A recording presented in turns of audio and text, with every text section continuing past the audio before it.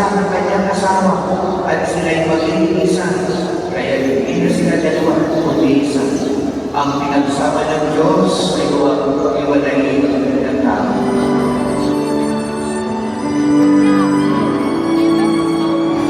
Nagkakamalan din ng hindi pagkakaunawa.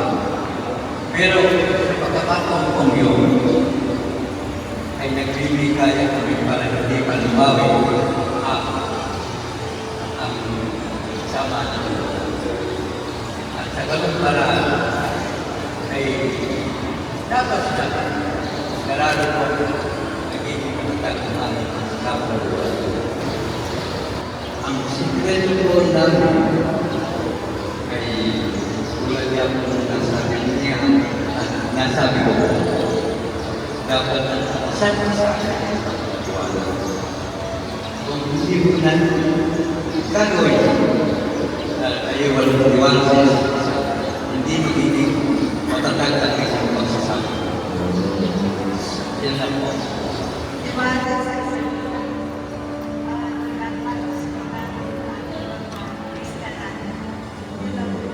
Salamat po sa inyo. Palakpakan po natin. Sa buhay, pagiging Kristiyano, pagdaluan sa inyo naman po nasa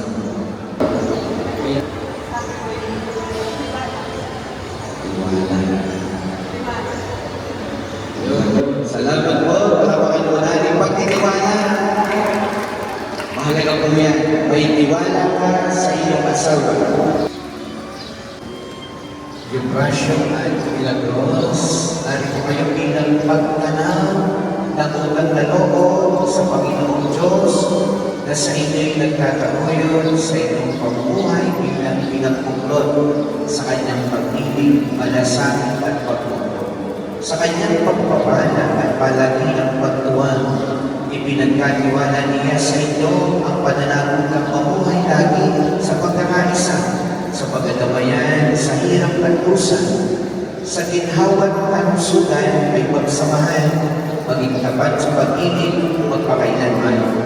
Sa inyong paglibot sa pinanggalingan, kaysa ninyo sa pagdalangin ng ating Kristiyano sa bayanan, na ang hiling ay pagpapala ng okay naman upang kanyang makarating sa karoroonan.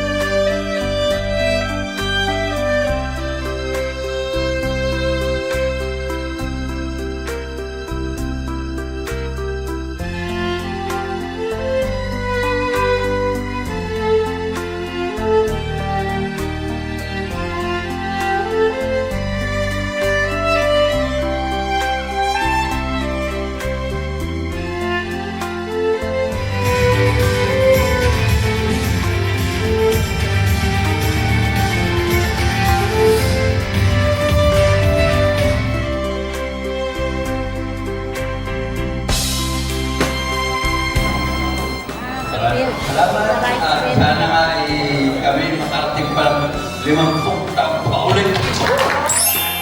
Ikaw naman. Yeah, okay. Yeah. Salamat po.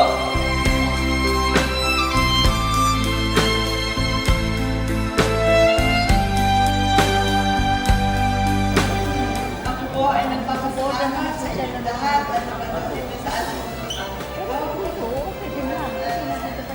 Enjoy tayo lahat.